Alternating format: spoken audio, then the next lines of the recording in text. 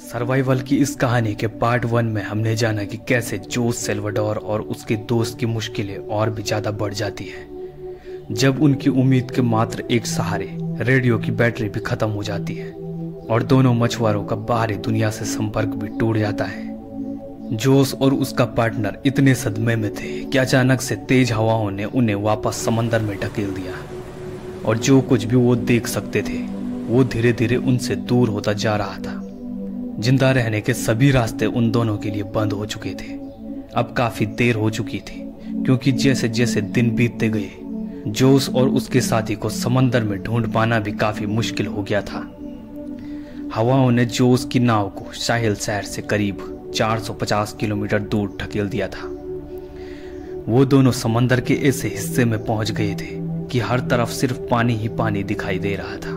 वो दोनों समझ गए थे कि उनके बचने की संभावना ना के बराबर थी। वो अपने साथ जो खाना लेकर आए थे वो पहले ही खत्म हो गया था, इसलिए अब पेट भरने के लिए उन पक्षियों का शिकार करते जो उनकी नाव पर बैठने के लिए आते या नाव के आसपास की मछलियों को पकड़कर गुजारा करते हैं। समुद्र का पानी खारा होने की वजह से बारिश के पानी को अपनी प्लास्टिक की बोतल में जमा करके पीने लगे। कई दिन बीत गए, दोनों बहुत मुश्किल हालातों से गुजर रहे थे। आखिरकार जोस का दोस्त इस कठिन यात्रा को और ज्यादा बर्दाश्त नहीं कर सका और 4 महीने के बाद उसने आत्महत्या कर दी।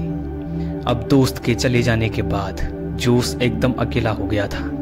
6 महीने से ज्यादा का समय बीत चुका था। जोस काफी हताश हो गया था। लेकिन एक दिन जोस ने पिछले 6 महीनों में पहली बार एक मालवाहक जहाज को गुजरते देखा। बदकिस्मती से जहाज पर सवार चालक दल को जोस की छोटी सी नाव नहीं दिख पाई और उसके बचने की उम्मीद एक बार फिर से टूट गई। लगभग 11 महीने के बाद जोस ने इस छोटी सी नाव से 8000 किलोमीटर का सफर तय किया। उसके कपड़े काफी फटे हुए थे।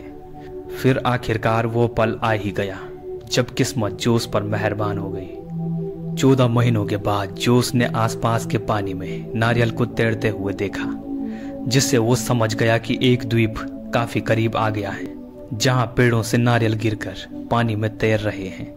थोड़ी देर बाद उसे सच में एक द्वीप दिखाई दिया। वो द्वीप की तरफ चला गया। जोस ने पिछले 14 महीनों में पहली बार जमीन पर कदम रखा था। जब वो द्वीप पर पहुंचा तो उसे वहां पर एक छोटा सा घर दिखाई दिया जिसमें कुछ स्थानीय लोग मौजूद थे। पिछले 438 दिनों में जोस का पहली बार इंसानों के साथ संपर्क हुआ। यह द्वीप मेक्सिको के साहिल शहर से करीब 11000 किलोमीटर दूर था। लेकिन यह भी जोस की किस्मत ही थी कि वो समुद्र के इस छोटे से द्वीप पर पहुंच गया, क्योंकि गलती से अगर जोस इस द्वीप से चूक जाता तो अगला पड़ाव सीधे 5000 किलोमीटर दूर फिलीपींस में होता।